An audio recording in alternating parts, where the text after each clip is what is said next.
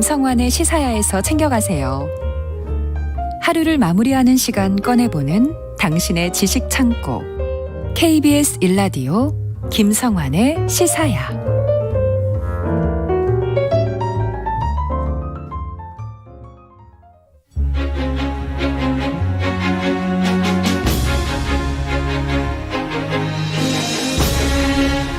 최근 국외수제문화재재단 설립 10주년을 맞아서 환수문화재를 볼 수 있는 특별전을 하고 있다는 소식 전해드렸죠. 재단 관계자 인터뷰를 통해서 문화재 환수 여정을 생생히 들어봤는데요. 오늘은 환수문화재를 조금 더 깊이 있게 들여다보는 시간 준비했습니다. 이 특별전에 출품된 겸재정선의 화첩, 50억 원의 유혹을 뿌리친 독일 수도원의 선한 반환 이야기 얘기해보도록 하겠습니다. 흔적의 역사, 경향신문 이규환 히스토리텔러 나와 계십니다. 안녕하세요. 안녕하세요. 네. 일단 선한 반환에 나선 독일 수도원 얘기부터 해봤으면 좋겠어요. 네. 거기가 어디입니까? 예, 독일 뮌헨 근교에 있는 상트 오틀리엔 수도원인데요. 네. 2005년 10월에 그 에레미아스 슈레더 그 수도원의 아빠스라고 하더라고요. 원장이라고 하는데 네네. 50억 원에 호가한 이 화첩을 내주면서 언급한 내용이 우리의 신금을 울리는데요. 이렇게 얘기를 합니다. 뭔가를 주려면 기꺼이 내줘야 합니다. 우리는 한국인과 한국 역사에 대한 존경의 표시로 겸재정선 화첩을 보내기로 했습니다.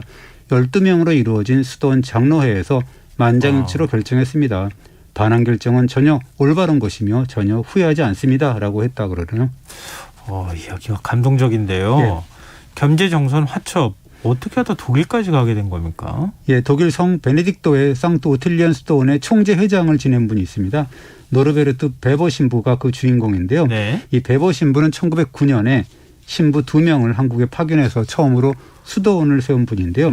이분이 1911년과 25년에 한국을 2번 방문합니다. 특히 25년 방문 때 금강산을 비롯한 한경도와 북간도를 찾아서 다양한 영상을 촬영하고 독일로 가서는 한국의 금강산에서라는 책을 펴내는데요. 네. 이 2번째 방문 때 겸재정선의 화첩을 구입했다라고 전해집니다. 100% 확실하지는 않습니다. 100% 확실하지는 않지만 예. 어찌됐든 누구를 통해서 예, 사던가 구입했든 그렇게 했겠죠. 그러니까 네. 독일까지 가져가게 된 건데 이 화첩이 굉장히 소중한 문화재라고 하더라고요. 네. 화첩에 어떤 작품들이 포함되어 있습니까? 예, 금강 내산 전도하고 만폭동, 구령폭포 등에서 금강산을 그린 그림 3폭하고 그다음에 태조 이성계가 함흥의 고향집에 심었다는 소나무를 그린 함흥 본궁 송도라는 그림, 그다음에 대동강변의 영광정을 중심으로 한 평양성을 그린 영광정도, 그다음에 압구정과 그 주변 경관을 그린 압구정도에서 그게 이제 18폭인데요. 합해서 21폭 화첩을 담았습니다. 그렇군요. 근데 겸재정선 화첩이 독일에 있다는 사실을 어떻게 알게 된 거예요? 전혀 몰랐습니다. 근데 이제 1964년에 광부로 독일로 파견되었다가 도중에 방향을 바꿔서 이제 그 뮌헨대에서 미술사를 공부하던 분이 있습니다. 네. 유준영 전 이화여대 교수인데요. 이분이 발견합니다. 이분이 그 베버의 한국의 금강산에서라는 책에서 겸재 금강 내산 전도하고 만폭동 구령폭포와 같은 금강산 그림 석점이 실린 것을 확인하게 되는 거죠. 이건 깜짝 놀랄 만한 일이잖아요. 그랬다고 하죠. 그래서 이 책에 본 그림의 실물을 찾아야 되잖아요. 예, 그래서 그렇죠. 그 오틀리엔 수도원에 편지를 보냈다는데 없다는 답장을 받았고. 처음에는. 예, 처음에는. 예. 그들도 잘 몰랐겠죠. 그게 있는지. 그냥 포기할 수 없어서 그 베버 신부가 오랫동안 아빠스로 일했던 그런 오틀리엔 수도원을 직접 찾아가는데 네. 그래서 이제 그 수도원 성교박물관이 있어서 가봤더니 글쎄 이 지하 진열실에 그 이 책에서 보았던 금강 내산 전도 그림이 한국 민속품들 그 사이에서 떡하니 전시가 돼 있더라라는 겁니다. 그래서 저 그림 사진 좀 찍을 수 없겠냐라고 했더니 박물관 관리 신부가 예. 진열장 열쇠를 내주면서 당신 마음대로 해보라고 그랬다고 합니다. 수도원 측에서도 이렇게 소중한 문화재라는 걸 잘 몰랐을 것 같긴 해요. 네, 가치를 알 수가 없어서. 그리고 이제 그 그림이 보니까 석점이 아니라 이게 무려 21점이라는 걸 알고 이 유진영 교수가 깜짝 놀란 거죠. 그래서 네. 그 화첩을 전부 꺼내다가 수도원 뒷문 쪽 공터에 쭉 늘어서서 사진을 찍고요. 바람이 불어갖고 돌을 베어놓고 찍었다고 막 하는데요. 그 사진이 있더라고요.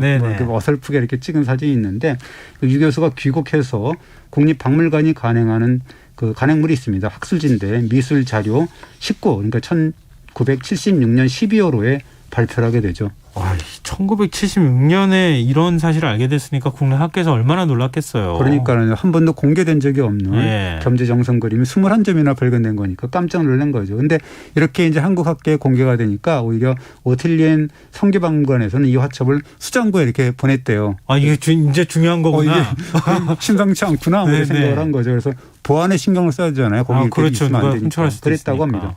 그렇군요. 그럼 그렇게 하면은 다시 수장고로 들어간 거 꺼내기 이제는 진짜 힘든 거 아니겠어요? 덕분에 학계에서는 그 존재를 알게 된 거고요. 뭐 이 그림이 이제 관심을 갖는 분이 또 한 분 있었습니다.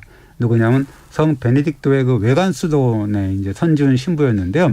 이 외관 수도원은 오틸리엔 수도원과 끈끈한 인연을 갖고 있어요. 일제 강점기에 중국 옌지, 그러니까 연길이죠. 그리고 함경도 덕원에 있던 그런 상트 오틸리엔 수도원 연합회 산하 선교사들이 한국 전쟁 와중에 1952년인데요. 그 북한에서 이렇게 좀 탄압을 받고 내려와서 정착한 곳이 바로 외관 수도원이었거든요. 선지훈 신부는 그러면은 겸재 그림을 본 겁니까? 예, 1990년대 6년간 오틸리엔 수도원에서 지내면서 그 독일 뮌헨대에서 교회사를 전공했다고 합니다. 그래서 이 선신부가 오틸리엔 수도원 원장이 보여준 겸재정선 화첩을 보고 저걸 어떻게 하면 환수받을 수 있을까라고 고민을 했다고 하는데 기회가 생긴 게 뭐냐면 이 평소 막역한 사이였던 절친이 있다 그러죠. 그 에레미아스 슈레더 신부가 그 수도 원장이 된 거예요. 그래서 염치불구하고 겸재정선 화첩은 우리나라에서는 국보급 유물이다. 돌려주면 어떠냐라고 이제 반환 의사를 계속 타진하게 되는 거죠. 근데 처음 이제 이게 소중한 문화재라는 걸 알게 된 게 76년이라는 거잖아요. 예, 75년, 76년이죠. 예. 근데 지금 1990년에 유학 갔을 때도 이게 지금 보기는 했지만 그때까지도 반환이 안 됐다는 건데. 그렇죠. 그만큼 수도원에서 반환을 결정하는 것도 쉬운 일은 아니었다는 얘기 아니었겠어요? 그렇습니다. 거기 뭐 소유가 돼 있으니까 당연히 그게 어려웠을 거고 이게 수도원 측에서도 이게 전례 없는 반환 요청이니까 난감해하고 이게 사실은 혼자 결정할 수 있는 문제가 아니잖아요. 그게 무슨 개인 뭐 어떤 수도원 차원이나 이런 조직이잖아요. 그래서 뭐 그렇게 이제 어려웠는데 이 무렵부터 뭔가 예기치 않은 반전의 상황이 연출이 되는데 이 미국 덴버 미술관의 K 블랙이라는 동양 회화 전공 담당하는 그런 연구원이 직접 오틸리엔 수도원을 찾아와서 이 화첩을 보고서 숨막힐 듯한 걸작이다라고 입에 침이 나도록 칭찬을 하죠. 그러면서 이 블랙이라는 연구원이 그거에 끝나지 않고 1999년에 오리엔탈 아트라는 미술 전문지에 이 겸재정선 관련해서 논문을 사진과 함께 아주 화려하게 뭐 이렇게 실습니다. 화첩이 뭐 뜻하지 않게 국제적인 명성을 얻은 거네요. 그렇죠. 그래서 이제 그 관심이 높아지고 작품이 국제적인 평가를 받게 되니까 또 이제 뉴욕 크리스티와 같은 그런 세계적인 경매회사가 관심을 갖게 돼요. 그래서 팔아라. 예. 그래서 이 관계자가 2번이나 수도원 측을 방문해서 전시회를 여는 게 어떠냐라고 이렇게 응수타진을 하고 그러면서 이제 살짝 50억 원을 이제 받을 수 있어 나오면 경매에 나설 것을 권유하고 뭐 이랬다라고 합니다. 수도원이 어떤 반응을 보였을지 궁금한데요. 이 일종의 이제 50억 원이면 적지 않은 금액이잖아요. 그렇죠. 로또라고 볼 수가 있죠. 수도원에서는 갑자기 50억 원 굴덩석이 오를 수 있는 그런 기회가 됐는데요. 여기서 이제 반전이 또 일어나는데 오히려 이렇게 가치가 급상승한 것이 화첩의 한국 귀환을 촉발시킨 계기가 되었다라고 합니다. 그 어떻게 작용한 거예요? 그런 일종의 이제 50억 원이란 가치가 그 정도의 가치가 있는 문화재라는 걸 알게 됐는데 오히려 더 한국에 돌려주게 된 계기가 됐다는 건 무슨 얘기입니까? 예, 수도원 측에서 애초부터 이 겸재 정선 화첩을 돈벌이로 이제 취급을 하지 않았다라는 거죠. 오히려 이렇게 생각을 했다 그럽니다. 해외에서 그 정도로 가치 있는 유물로 평가가 된다면 당연히 한국에서는 무가지보 즉 이제 그 가치를 값으로 매길 수 없는 그런 문화유산이 아니겠냐. 그것도 프라이스리스라고 하더라고요. 거기도 이제 영어도. 그러니까 보면은 값이 없는 게 아니라 값이 너무 많아갖고 매길 수 없다라는 의미가 되겠죠. 그래서 이제 오틸리엔 선교원 측에서는 2009년은 그 상트 오틸리엔 수도원 연합회 선교사가 한국에 진출한 지 100주년이 되는 해다. 그걸 기념하는 이벤트로 겸재정선 화첩을 기증하는 게 어떠냐라고 이제 계속 선지훈 신부가 얘기를 했다는 거죠. 그 간청을 이제 그러면 뭐 줘야 되겠다라는 생각을 했다라고 하죠. 아무리 이렇게 뭐 종교기관이고 선한 생각을 갖고 계신 분들이 많다 하더라도 그래도 어찌 보면 또 자산이잖아요. 그렇죠. 근데 그걸 내준다고 하는 걸 좀 반대하는 분들이 있을 것 같은데요. 그러니까요. 그래서 이제 그 개인이 결정할 수 있는 문제는 아니고 그래서 이 문제를 두고 아까도 말씀드렸지만 이제 수도원에서 12명으로 구성된 장로회가 있어요. 그러니까 뭐 좀 어르신들이죠. 원로들이겠죠. 네. 회의를 열었는데 결과는 이제 참석자 전원의 만장일치로 반환이 결정되었다라고 하는데요. 결국 이 수도원 측에서 경매회사의 최소 50억 원 제한을 끝내 뿌리치고 성 베네딕토의 외관 수도원에 그걸 뭐 영구 기증 형식으로 반환을 하는데요. 영구 기증 형식이라는 게 뭐냐면 한 사람이라도 뭐 반대 의견이 나면 안 되고 특별히 또 이 한국 전쟁 때 그 탄압을 받은 그런 경험이 있기 때문에 네네. 굉장히 그런 부분에 대해서 약간 트라우마가 있었던 것 같아요. 그래서 앞으로는 뭐 완전 환수도 이제 얘기를 한다 그러는데 어쨌든 지금 그런 상황이고 영구 기증 형식으로 반환이 되고 지금은 그거에 국립중앙박물관이 위탁 관리를 하고 있습니다. 네, 말씀 듣다 보니까 정말 파란만장한 귀환이었다 이런 생각이 드네요. 그렇습니다. 이 환수 과정에서 우리가 보면 화첩의 존재를 처음 확인한 분도 되게 중요한 역할을 하셨죠. 아, 그렇죠. 유진영 교수 예. 같은 분도 굉장히 중요한 역할을 했고 그리고 이 오틸리엔 수도원 측에 반환을 끈질기게 요청을 하고 결국 승낙을 받은 정말 이게 뭐 의지항국이라고 볼 수가 있는데요. 그 선지은 신부 등도 이제 1등 공신이라고 볼 수가 있는데 그렇지만 만약 오틸리엔 수도원에 적극적이고 자발적인 기증 의사가 없었다면 가능하지 않은 일이었죠. 그래서 수도원에서도 반대하는 이유가 한 사람도 없었다고 그러지 않았습니까? 그래서 50억 원이 왔다 갔다 하는데 사실 어떻게 보면 그 사실은 그런 상황이 참 쉽지 않은 일이었다라고 볼 수가 있습니다. 이런 거 적극 홍보를 해야 될 것 같은데요. 그렇습니다. 왜냐하면 우리 문화재에 국외 문화재 갖고 있는 사람들이 있을 거 아니에요. 예. 근데 오틸리엔 수도원이 이런 일들을 했습니다. 이렇게 선하게 기증하고 네. 환수했습니다. 뭐 일종의 모문사례 같은 걸 좀 홍보해야 되지 않을까요? 예, 그렇습니다. 이 오틸리엔 수도원의 이 반환 이것은 시작에 불과했는데 수도원 측이 아까 뭐라 그랬냐면 한 번 줄 때는 아낌없이라는 원칙을 세웠다라고 했잖아요. 네. 이 수도원에는 겸재정선 화첩 외에도 20세기 초에 한국에 파견된 선교사들이 그 수집했던 1,700여 점의 1,700여 점이요? 예, 한국 문화유산이 수장되고 있습니다. 굉장히 세세한 것까지 많아요. 그래서 이제 한번 그 선한 그 귀환이라고 하는데 그 행렬이 이어졌는데 한번 하니까 이제 그렇게 계속 이어졌는데 2014년에서 2015년에는 희귀한 식물 표본 420여 점 그리고 17세기 익산 지역의 호적 대장 뭐 이런 것들을 돌려줬다고 하죠. 호적 대장 이 지역 인구나 예, 이런 뭐, 것들을 연구하는 데 예. 도움이 될 것 같은데 식물 표본 기증은 어떤 의미가 있는 겁니까? 이 식물 표본은 독일의 그 안드레아스 에카르트 신부라는 분이 있습니다. 한국명으로는 옥나간이라는 분인데 좀 눈에 익어요. 예. 귀에. 그래서 그분인데 1913년에서 그때 한반도에서 채집한 420여 점인데 110년 전이잖아요. 그 당시 식물 표본 기록이 한반도에는 거의 남아있지 않는다고 합니다. 아, 그래요? 그리고 우리나라의 과거 식물 기록 이런 것을 연구하는데 매우 중요한 자료라고 하는데 금강산이라든가 원산, 평강 이런 데서 채집한 표본이 있는데 이거는 정말 희귀 자료다라고 할 수가 있고 지금은 도시화된 수원에서 더 이상 발견되지 않은 그런 식물들이 있다 그래요. 실부추 이런 것들도 포함되어 있어서 과거와 현재 한반도 식물상의 변화 연구를 위해서 정말 의미가 크다라고 하고요. 오틸리엔 수도원에서는 2018년에 뭐 1월 달인데 국내 최초의 양봉 교재 중 하나로 알려진 양봉 요지하고 면 피각 이런 것들을 연속으로 돌려주기도 했습니다. 이런 거는 저 역사적인 문화재하고는 다른 차원의 잘 알려져 있지 않지만 굉장히 소중한 문화재예요. 예, 뭐 알고 보면 유물이네요. 쏠쏠한 뭐 예. 그런 문화재라고 할 수가 있죠. 이 양봉 요지는 뭐냐면 카니시우스 퀴겔렌이라는 신부가 있어요. 퀴겔겐인데 이름 되게 어렵죠. 예. 한국명으로는 구걸근이라고 해서 약간 음찰해가지고 썼어요. 예. 그분이 이제 쓴 근대 서양의 양복 기술 교육 교재입니다. 최초의 양봉 교재 중 하나로 평가가 되는데 굉장히 재미있는 내용이 있습니다. 뭐라고 되어 있냐면 벌떼 관리 내용 중에 네. 이렇게 써 있어요. 벌은 지각이 없기 때문에 모든 행동은 자기 의지대로 하는 것이 아니다.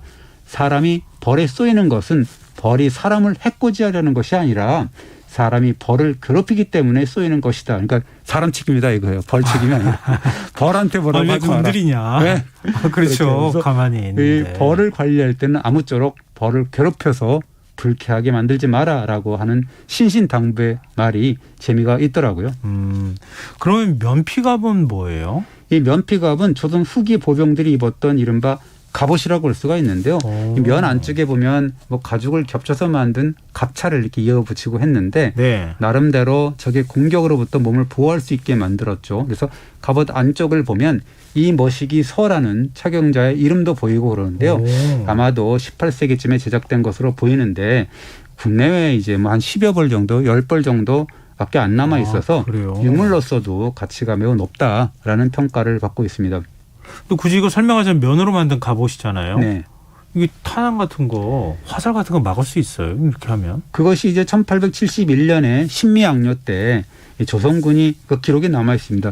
무명천을 12겹에서 13겹 겹쳐가지고 만든 뭐 명갑옷을 입고 싸웠다라는 기록이 있는데요. 이 명갑옷은 화승총 같은 옛날 그런 어떤 그런 그 무기한테는 나름대로 효과적이었다고 해요. 우리 동그란 탄환 쓸 때. 예. 근데 이제 이 최신식 서양 무기 막 납탄이고 막 폭발하고 막 그러잖아요. 네네. 그런 거에는 뭐 효과가 없었다라고 하고 특히나 한여름에는 되게 더웠고 면을 10개 시키고 뭐 덧대서 만들었으니까 얼마나 답답했겠어요. 불이 악해가지고 네. 이 뜨거운 이게 웃을 게 아닌데 사실 어떻게 보면 맞아요. 뜨거운 납탄을 맞으면 쉽게 불타버리는 약점이 있었다고 해서요. 이 조선 병사들이 그 불을 끄려고 바다에 몸을 던지는 뭐 이런 아유. 일도 비일비재다 해서 되게 어떻게 보면 참 흑역사 비참하다라고 볼 수가 있는 거죠. 참혹한 역사인데. 네. 근데 그러잖아 오틸리엔 수도원이 우리한테 돌려줬다고 하는 문화재들 굉장히 다양하네요. 뭐 다양합니다. 왜냐하면 이게 선교사들이 우리나라의 민속품 같은 것들을 많이 가져갔기 때문에 뭐 구입을 해갖고 막 했겠죠. 그 당시에는 뭐 우리가 중요한 뭐 문화재도 아니었고요. 근데 지금 와갖고는 그것이 하나하나가 민속품이든 뭐든 간에 그렇죠. 100년이 넘게 됐기 때문에 하나의 중요한 의미를 우리는 가질 수가 있잖아요. 그러니까 2020년에 보면은 60년밖에 안 된 그 1960년대를 전후해서 사용했던 남성용 홀레복이 있습니다. 뭐 홀레 용단령이라고 하는데 그런 걸 기증했다고도 하는데요. 네. 이것이 갈수록 이제 하나하나가 뭐 우리로 봐갖고는 민속품이고 또는 유물로 이렇게 변할 가능성이 있기 때문에 굉장히 중요하다고 볼 수가 있고요. 그래서 이 오틸리엔 수도원의 한국 문화재 반환 이거는 뭐 선한 귀한의 모범 사례다라고 우리가 꼽고 있습니다. 근데 이게 우리나라 민속사 연구에 있어서 네. 참 뭐라 그럴까요? 아픈 역사이기도 한 것 같은데 우리 1800년대 말쯤에 일본인들이 들어와서 민속사를 먼저 한국의 민속문화를 수집하기 시작했다고. 그게 뭐 일종의 한반도 정벌을 위한 그렇죠. 준비 단계였다 이런 얘기 하잖아요. 그래서 이제 뭐 이 사람이 어떤 우리나라 사람들이 어떤 골상 이런 것도 연구해 갖고 뭐 예. 앞으로 세우고 옆으로 세우고 그래서 사진도 찍어 갖고 네. 뭐 그런 유전약 같은 그런 느낌이 있잖아요. 예, 저 독일도 그랬다 그러는데 어떻게 보면 좀 모골이 송연한 그런 그 연구도 했죠. 일본은 뭐 한반도 정벌을 위해서 그런 사전 준비 작업의 일환으로서 몰래 들어와서 이제 그런 일을 하고 나갔다 이렇게 네, 제가 알고 그렇습니다. 있는데 독일 같은 경우에는 오히려 긍정적인 영향을 미치네. 네. 그런 연구를 한 거 아닌가 이런 생각이 드는데요. 근데 이런 선한 반환, 선한 환수, 선한 기증의 사례가 좀 많았으면 좋겠는데 현실은 그렇지는 않죠. 그렇습니다. 누누이 말씀드리지만 2022년 1월 1일 현재 그 지금 국외 소재 문화재가 21만 4,208점이 있거든요. 네. 전 세계 25국에 이제 흩어져 있는데 뭐 설립 10주년을 맞이한 국외 소재 문화재단이 2011년에서 11년 사이에 이제 환선 유물은 2,341점입니다. 산술적으로 따져보면 0.11%밖에 안 돼요. 그러니까 어떻게 보면 뭐 그런데 한계는 물론 있죠. 그러니까 적법적이고 합법적으로 반출돼 가지고 어떤 기관이나 개인이 소장 중인 문화재 이런 거는 달라할 수는 없지 않습니까? 무조건. 강제로 뭐 이거 우리 원래 그렇습니다. 우리 거니까 그냥 줘요 이렇게 얘기한다고 주는 것도 아니고요. 예, 그런 경우는 사실은 방법은 있다. 최근 들어서는 그건 뭐냐면 네. 그 문화유산이 그 자리에서 제대로 대접받고 살 수 있도록 지원을 아끼지 않는다. 뭐 이런 것의 방법일 수가 있는 거죠. 아, 당신이 가진 걸 우리가 달라고 예. 무조건 빼앗으려고 하는 게 아니고 당신이 일단 우리 문화재 갖고 있으니까 소중한 문화재 잘 보관해 달라. 예. 우리가 거기에 지원을 해줄게. 뭐 이렇게 되는 거죠. 아, 그렇군요. 근데 이게 국내로 어쨌든 들여와서 문화재 연구해서 그걸 복원한 다음에 다시 되돌려주는 이런 예. 사업인 건가요? 그렇습니다. 대표적인 예가 미국 오하이오주 데이튼 미술관이 소장했던 해학 반도도라는 작품이 있어요. 굉장히 큰 작품인데요. 몇 년 전까지만 해도 이게 16, 17세기 중국 병풍으로 알려져 있었는데 몇 년 전에 이제 한국 그림으로 밝혀졌는데요. 국내에 잘 들여와서 고쳐서 복원시킨 다음에 국립고궁박물관에서 국내 관람객들한테 특별전을 통해서 선보인 다음에 돌려보냈는데요. 네. 때 빼고 광낸 덕분에 이 해학 반도도가 미술관 소장 아시아 미술품 중에서 톱10 안에 들었다고 하고요.